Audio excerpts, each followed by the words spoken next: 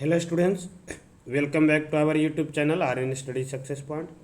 चलिए बच्चों, एक बार फिर से आज का वीडियो में बहुत बहुत स्वागत है। बच्चों, आज का वीडियो में हम लोग बात करने जा रहे हैं क्लास 10th का मैथमेटिक्स का असेसमेंट वर्कशीट नंबर 3। ठीक है, क्लास 10th का मैथमेटिक्स का असेसमेंट वर्कशीट नंबर 3 करने जा रहे हैं। और ये जो वर्कशीट है 17/8/2021 का। ये वर्कशीट जो है पिछले वर्कशीट से थोड़ा अलग है। इसमें acceleration and reasoning based question है। ठीक है, यानी कि एक एक्सेलरेशन दे रखा है, एक उसका नीचे एक्सप्लेनेशन दिया होगा, रीजन दे दिया होगा, और उसी से 4 ऑप्शन आपको टिक करना है। बता दें आपकी वर्कशीट में 10 क्वेश्चन है, जिसमें से 4 क्वेश्चन जो एक्सेलरेशन बेस्ड क्वेश्चन है और 6 क्वेश्चन एमसीक्यू क्वेश्चन है जो टिक करके सोल्व करके टिक करना है।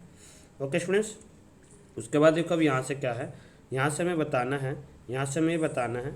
सबसे पहले बता दें ABCD ऑप्शन कब टिक करोगे, जब दोनों एक्सेलरेशन और रीजन दोनों सही होगा और रीजन जो है वो करेक्ट एक्सप्लेनेशन होगा भी एक्सेलरेशन का, तब ए ऑप्शन आपको टिक करना है। यानी कि एक्सेलरेशन जो दिया है वो भी सही है, रीजन जो है वो भी सही है, लेकिन साथ साथ रीजन जो है वो अच्छे से एक्सप्लेन कर रहा होगा किसका, एक्सेलरेशन का, तब आप जाके ए ऑप्शन पे टिक करना। बी में कब करोगे, जब ए और आर दोनों सही है, मतलब एक्सेलरेशन और रीजन दोनों सही है, लेकिन आर जो है वो करेक्ट एक्सप्लेनेशन है, आर जो है करेक्ट एक्सप्लेनेशन नहीं है, रीजन जो है करेक्ट एक्सप्लेनेशन नहीं होगा एक्सेलरेशन का, तो बी करना।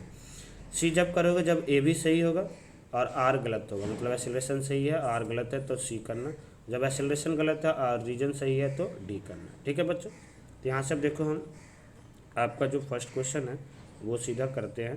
तो देखो फर्स्ट क्वेश्चन में जो दिया हुआ था, फर्स्ट क्वेश्चन में दिया हुआ था जो students 16/15 16/5 is a rational number. तो बिल्कुल सही है, क्योंकि रेशनल नंबर जो होता है वो P/Q के फॉर्म में होता है, where P and Q are integers and Q not equal to 0। तो ये है, तो ये है। फिर बोला the denominator of 16/5 is 3 as 1 it's prime factor. 3 इसका प्राइम फैक्टर है, तो बिल्कुल है। 15 का आप लोग निकालोगे तो 3 गुने 5 आएगा, तो है। तो ये भी सही था और ये भी सही है, लेकिन रीजन जो है वो एक्सप्लेन नहीं कर पा रहा है किसका, एक्सेलरेशन का, क्योंकि इसको हम जब भी डेनोमिनेटर होता है तो उसको 2m × 5n के फॉर्म में लिखते हैं, तो नहीं लिखा। तो रीजन सही है लेकिन एक्सप्लेन नहीं कर पा रहा है एक्सेलरेशन को, इसलिए बी ऑप्शन हो जाएगा। तो क्या जाएगा बच्चों, पहला का क्या हो जाएगा, फर्स्ट का बी सही हो जाएगा। ठीक है, ये बोला x² - 4 is a linear polynomial. तो x² - 4 जो है एक लीनियर पोलिनोमियल नहीं है, यह एक क्वाड्रेटिक पोलिनोमियल। लीनियर पोलिनोमियल क्या होता है, जब उसका डिग्री 1 हो, मतलब x पे पावर कुछ नहीं है तो 1 होता है, y - 2, तो ये लीनियर पोलिनोमियल। लेकिन इसका डिग्री हाईएस्ट डिग्री 2 है, तो ये क्वाड्रेटिक पोलिनोमियल है। तो एक्सेलरेशन तो गलत हो गया। अब रीजन देखते हैं कि 2 इसका 0 है या नहीं। तो 2 0 है या नहीं, तो हम क्या करेंगे, x के जगह पे 2 रख के देखेंगे। तो 2² - 4 यानी कि 4 - 4, तो ये 0 आ रहा है, तो ये रीजन तो सही है। तो देखो एक्सेलरेशन गलत, तो रीजन सही किस में होता है बच्चों, डी में। तो इसका आंसर डी हो जाएगा, इसका आंसर क्या हो जाएगा बच्चों, डी हो जाएगा। ठीक है, फर्स्ट का बी, सेकेंड का डी। ठीक है स्टूडेंट्स, आफ्टर देन देखो क्या है, x = 4 और y = 2, ये इसका है या नहीं एक्सप्लेनेशन। तो हम देखेंगे, मतलब x के जगह पे हमें, x के जगह पे 4 रख के देखना है, तो x - 2y है, तो 4 - 2 × y के जगह पे 2 रख के देखना है।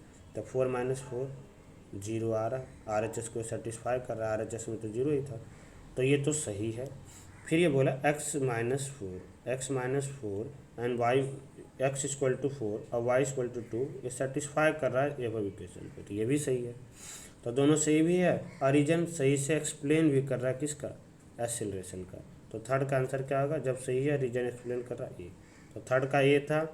ठीक है, और सेकंड का क्या था बच्चों, डी, क्योंकि पहला गलत था, एक्सेलरेशन गलत था, रीजन सही था, और इसका था बी। ठीक है, तो यहाँ तक आ गया समझ में।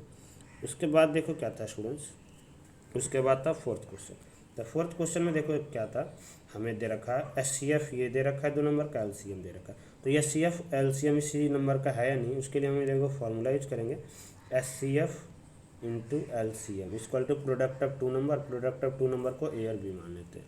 ठीक है, तो देखो रीजन तो पहले ही गलत हो गया, क्योंकि A+B लिख रखा है, तो ये तो रीजन गलत है। अब एक्सेलरेशन देखते हैं सही है या नहीं। HCF और LCM कितना था, तो 12 × 660, और इसका क्या करोगे, नंबर क्या था, 132 × 60।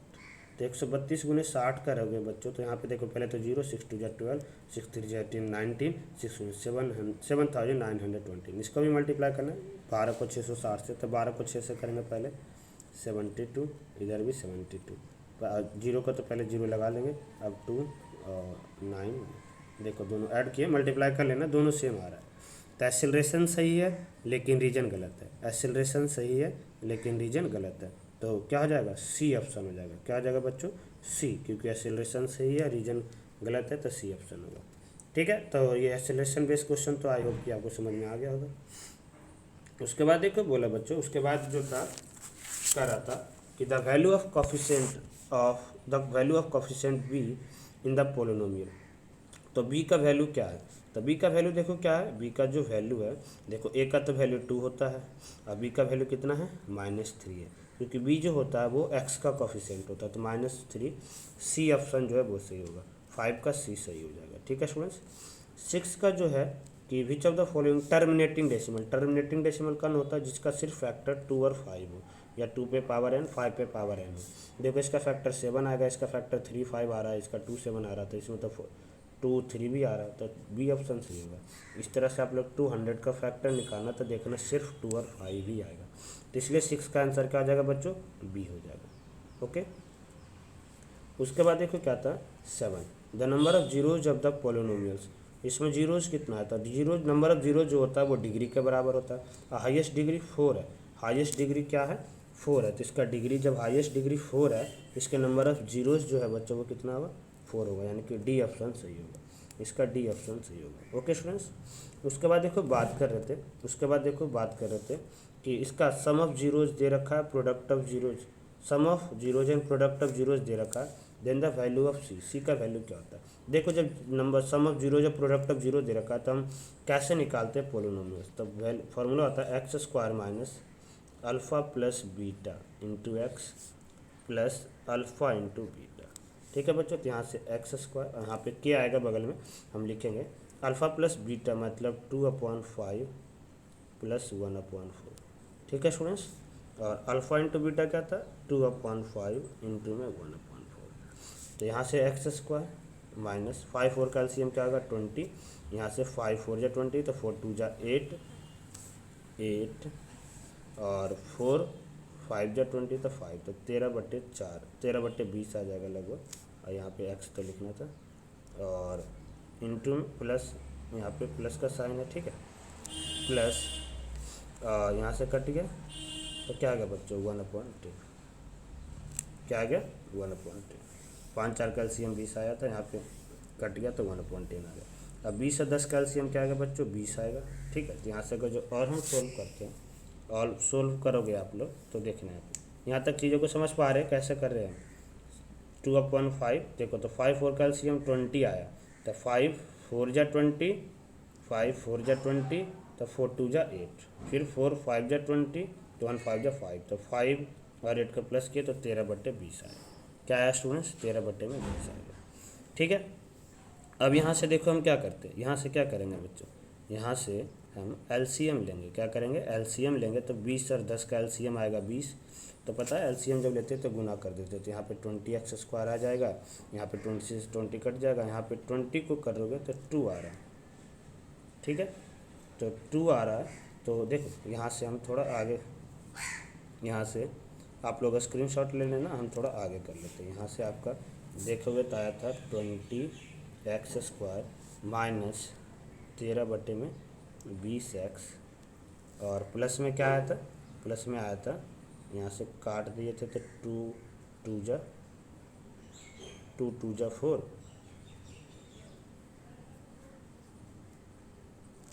देखो सॉरी स्टूडेंट्स, यहाँ पे ना हम जीरोज मान लिए, क्वेश्चन में दिया हुआ था, सॉरी, हम देखो एक बार दोबारा से कर रहे हैं आपके लिए, सॉरी, एक्स स्क्वायर, यहाँ पे सम ऑफ जीरो जब प्रोडक्ट ऑफ जीरो दिया हुआ है, सम ऑफ जीरो जब प्रोडक्ट ऑफ जीरो गिवन है, ठीक है, x square minus alpha plus beta सीधा दिया हुआ है 2/5, अल्फ़ा इंटू बीटा सीधा दे रखा है 1/4, सॉरी।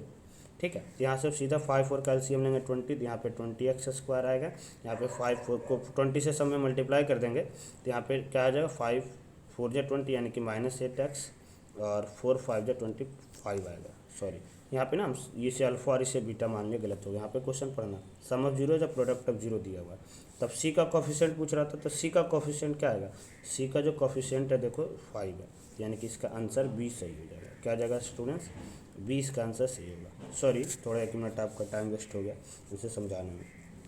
क्वेश्चन इसलिए ध्यान से समझना, थोड़ा हमें वीडियो बनाने में थोड़ा जल्दी में हो गया। सम ऑफ जीरो जो प्रोडक्ट ऑफ जीरो दिया हो, ये सम दे रखा है मतलब अल्फा प्लस बीटा, और ये प्रोडक्ट दे रखा है अल्फा इंटू बीटा, ठीक है। तो बी ऑप्शन सही हो जाएगा। आई होप कि ये क्लियर हो जाएगा। अब देखो क्या था, एच सी एफ ऑफ ए पे पावर 4 बी पे पावर 3 सी। तो देखो एच सी एफ जो होता है, जो दोनों में कॉमन फैक्टर मिलता है सबसे कम, जैसे ए पावर 4 क्या लिख सकते हैं, 4 बार ए पे पावर 4 को आप क्या लिख सकते हो, 4 बार ए। तो देखो हम बस बता रहे कि आप लोग का एच सी एफ क्या आ सकता है, ए इंटू ए इंटू ए इंटू ए।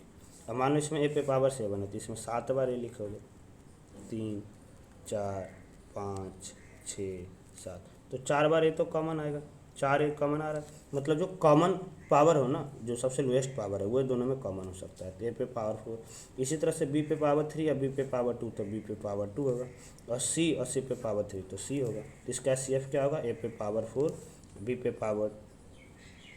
पावर 2 और सी, ठीक है। तो इसका आंसर क्या आ जाएगा बच्चों, सी सही होगा, सी सही होगा। देखो काफ़ी आप वीडियो जब देखोगे तो उसमें आपका आंसर सी दिया गया है, ठीक है, सी सब टिक कर रखे हैं। थोड़ा हम यहाँ एनालिसिस कर रहे थे तो वो बिल्कुल गलत है, वो हाईएस्ट पावर नहीं पूछ रहा था, यहाँ पे एस सी एफ पूछ रहा था, हाईएस्ट कॉमन फैक्टर, मतलब दोनों में सबसे ज़्यादा बार कॉमन क्या है, ठीक है। तो इसमें आप गलती से भी टिक मत करना, ए ऑप्शन जो है वो सही है, पूरा एक्सप्लेन करके हम बता रखे हैं, ठीक है, अच्छे से बता दिए। जैसे बताओ सी है और सी पे पावर 3 है, तो कॉमन सी पे पावर 3 कैसे होगा, अरे कॉमन तो इसमें सी है, इसमें सी पे पावर 3 मतलब ये 3 बार है, तो कॉमन तो सी ही मिल रहा है ना, ठीक है। तो पता नहीं लोग कैसे ये सी टिक कर दिए, एक्सप्लेन करके, थोड़ा गलती पे ध्यान देना आप लोग, ठीक है। उसके बाद जो था डी, प्रोडक्ट ऑफ जीरोज हमें दे रखा है, प्रोडक्ट ऑफ जीरो मतलब अल्फ़ा इंटू बीटा क्या होता है, सी बट्टे में ए, ये हमें दिया गया कितना 2, मतलब ए कितना हमारे पास देखो 30 अपॉन के इक्वल टू हमें दे रखा है, सी बटे ए होता है ना इक्वल टू 2। यहाँ से सोल्व करेंगे बच्चों तो 30 इक्वल टू 2k, तो के का वैल्यू क्या होगा 30/2 तो 15, तो के का वैल्यू 15 होगा। लेकिन देखो आप ये भी देखना स्टूडेंट्स, ऑप्शन में ना कहीं भी 15 नहीं है, -15 दे रखा था। हम इमेजिन कर लेते कि ये गलत है तो इसी को सी पे ही टिक करेंगे, ठीक है। वैसे यहाँ पे ऑप्शन में -15 नहीं देना चाहिए था, 15 देना चाहिए था, ये गलत है आपका पेपर में, तो इस तरह से चलो गलती नहीं होगा, अभी मिस प्रिंट हो गया होगा, लेकिन हम सी कर देना सी। ओके, तो आई होप कि देखो आज का सारा वर्कशीट जो था आपको समझ में आया होगा। तो कैसा था आज का सेशन, कमेंट करके रिप्लाई जरूर करना। फिर मिलते हैं अगली वीडियो में। Thank you for watching, see next time, thank you so much.